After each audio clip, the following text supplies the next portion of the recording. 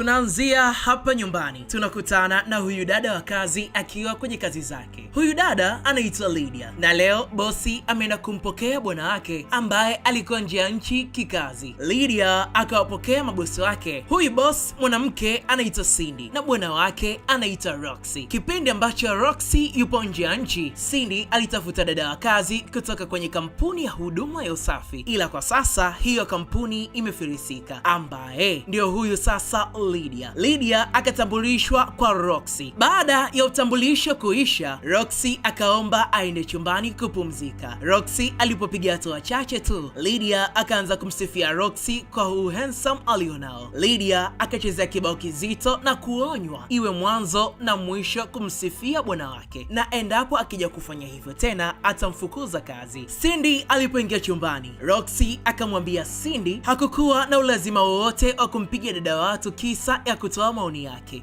Cindy anadai ni lazima dada wa kazi ajue mipaka yake. Baada ya muda, Lydia yupo zake jikoni anaosha vyombo. Nyimbo anaimba na kucheza juu. Roxy akiwa anapita, ikabidi atenge sekunde zake chache amwangalie Lydia anachokifanya, na muda huo huo Cindy anamuita Roxy. Roxy alipoitika ndipo Lydia akajua kuwa muda wote huo alikuwa akiangaliwa na bosi wake. Lydia akaleta chakula mezani. Alipokuwa anataka kutoka, Cindy akamuita na kuzidi kugongea muhuri kwenye kile alichokisema asubuhi, hataki mazoea kwa bwana wake. Lydia akiwa anataka kuondoka, Cindy akamwambia Lydia ageuke nyuma. Wewe, mbona hii nyashi imeongezeka? Ramadhani na Kwaresma huo unafunga? Hapana mama, sasa kuanzia kesho utaanza kufunga. Hili nyashi lako lipungue. Hauwezi kuwa na mzigo wote huu mbele ya bwana wangu. Roxy yupo pembeni anaangalia tu mchezo wote unavyoenda. Roxy akiwa amelala, Cindy akaamka, akachukua simu yake akanyata taratibu mpaka nje, huku Lydia naye anapita akatega sikio asikie anayoyaongea Cindy. Juma, si nilishakukatazaga kunipigia simu usiku? Nisikilize Juma, jitahidi, kwani huwezi kujikaza mpaka kesho nije? Usinipigie tena simu usiku, mkeo asije kugundua. Lydia akashangaa, akajua kuwa Cindy anamchiti Rox. Asubuhi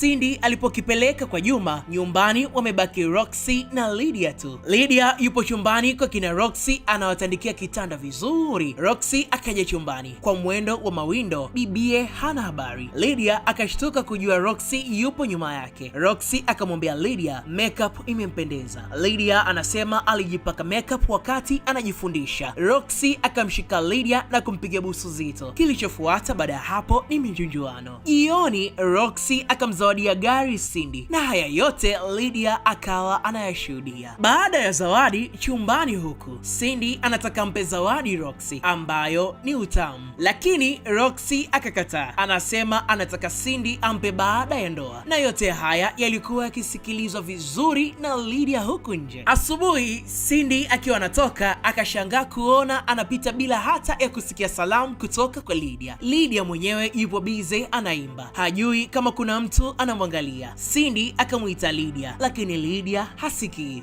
Cindy akamuita Lydia kwa ukali, ndiyo Lydia akasikia. Lydia anasema hakujua kama Cindy amesimama hapa muda wote, na kingine wigi alilolivaa halijampendeza. Cindy kusikia anatolewa kasoro akakasirika. Roxy akaja na kuuliza hizi kelele zote ni za nini? Cindy akamshtakia Lydia kwa Roxy eti ameitwa kituko. Cindy akaanza kuonesha ubabe, akamtaka Lydia apige magoti. Baada ya Lydia kupiga goti, Cindy akamtaka Lydia kutonyanyua magoti yake mpaka atakaporudi, na endapo akinyanyua magoti yake, huo ndo utakuwa mwisho wa kibarua chake. Huyu ni Anita, huyu ndiyo shoga yake sana Cindy, na leo Cindy amekuja kumtembelea shoga yake. Sasa hawa wawili ni wadangaji waliokubuhu, wanadili na wanaume wenye ndoa zao. Cindy akaanza kumwagia sifa Roxy mbele ya Anita. Cindy anasema Roxy ni zaidi ya mwanaume, kabla hata ya kuombwa anatoa. Magari na pesa sio shida zake hata kidogo. Kesho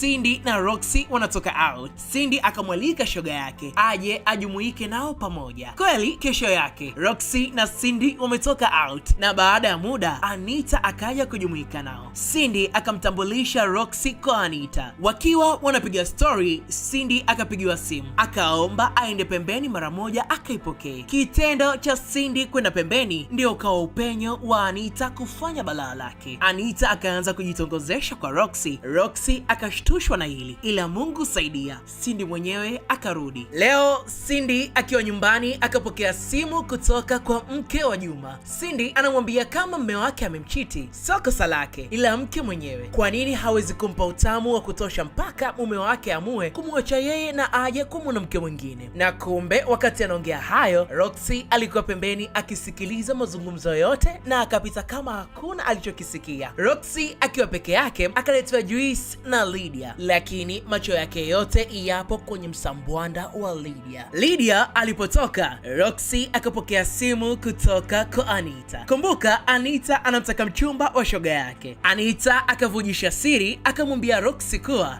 Cindy anatembea na wanaume za watu. Najua hilo, una kingine cha kuniambia? Anita akaishiwa nguvu. Roxy akakata simu. Anita akaja tena kukutana na Roxy. Anita alimcheki Roxy na kumwambia ana jambo la dharura sana anahitaji kuzungumza naye. Lakini kabla ya yote, Roxy akamweleza Anita, mbona nampigia shoga yako na simpati? Mara zote huwa anazima simu akiwa anadinywa. Roxy akashtuka kusikia haya maneno. Wakiwa pamoja Roxy na Cindy, Roxy akamuuliza Cindy, hivi ukijua mpenzi wako anakucheat utafanyaje? Cindy akaanza kujimunyamunya. Babe, unamaanisha ni mimi au? Hapana, nataka nimshauri rafiki yangu. Hapo sawa. Cindy akashusha pressure akiamini siri ya dhambi zake hazijamfikia Roxy. Baada ya siku kadhaa kupita, Cindy amevalishwa pete na Roxy, na hizi tambo zote amekuja kuzifanya kwa shoga yake. Shoga yangu, Roxy ananioa na umalaya siachi ngo.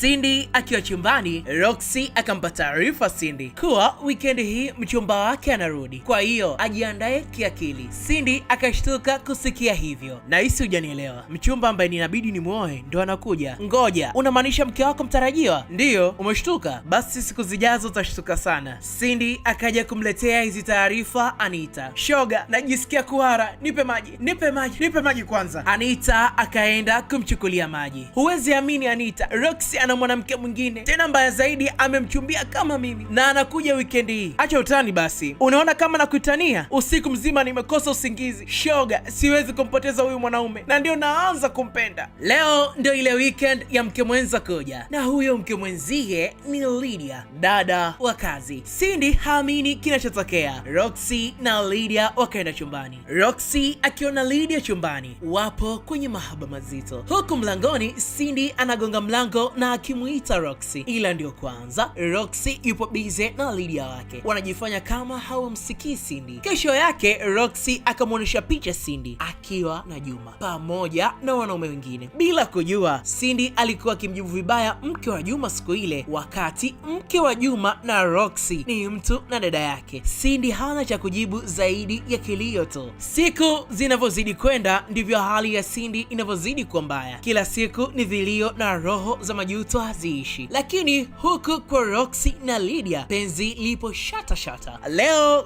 Cindy amekuja kwa Anita na kumwambia kuwa siku sio nyingi anaenda jela. Anita kadua, inakuwaje mpaka Cindy aende jela? Kwani amefanya kosa gani? Cindy ndio akabidi amuelezee kuwa kipindi cha nyuma aliwahi kuwa na danga lake lenye pesa ndefu sana, na ni kipindi kabla hajawa na Roxy alikuwa akiishi kwenye jumba la huyo danga lake. Lakini baada ya muda danga likasema lina safari ya ghafla ya kikazi, anaenda nje ya nchi na kumwacha Cindy awe mama mjengo. Kumbe ili danga lilikuwa msaidizi wa kampuni kubwa ya usafi, likawa linatumia pesa za kampuni kujilimbikizia mali mpaka kampuni ikafirisika kabisa. Baada ya uchunguzi ikaonekana Cindy anakaa kwenye nyumba ya huyu jamaa, hivyo atakamatwa kwa kuonekana amehusika kushiriki kuifilisi kampuni. Na mbaya zaidi, kumbe mwenye hiyo kampuni ni Lydia. Lydia alikuwa anajitolea tu ili kampuni yake ibaki kuwa hai. Kweli umdhani hai siye. Anita akamshauri Cindy aende kumwomba msamaha Lydia. Cindy akaja nyumbani na kuanza kumwomba Roxy amsaidie, lakini Roxy akajitoa. Anasema katika hili yeye hausiki, wa kuombwa msaada ni Lydia mwenyewe. Baada ya siku kadhaa Lydia akatoa msamaha, lakini kwa sharti moja tu, awe house girl, ama tunaweza kusema dada wa kazi kwenye hii nyumba kwa miezi mitatu bila malipo yoyote, na kingine marufuku kupaka makeup, hakuna kuvaa mawigi, na wote tunajua kuwa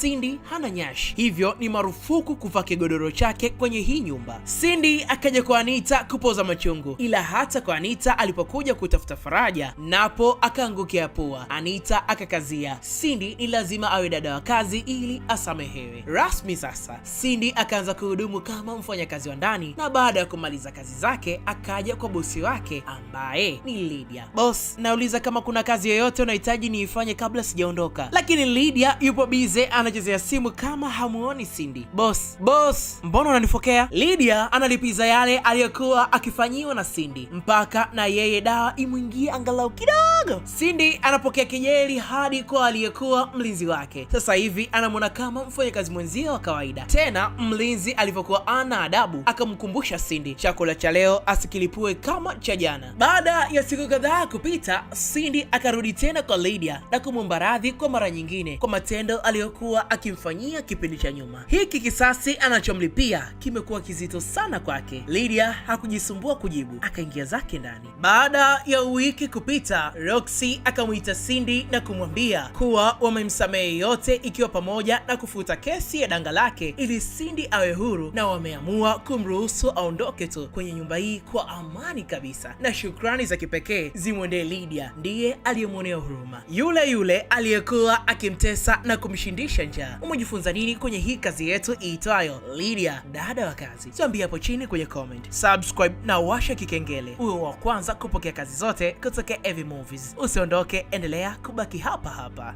Heavy Movies.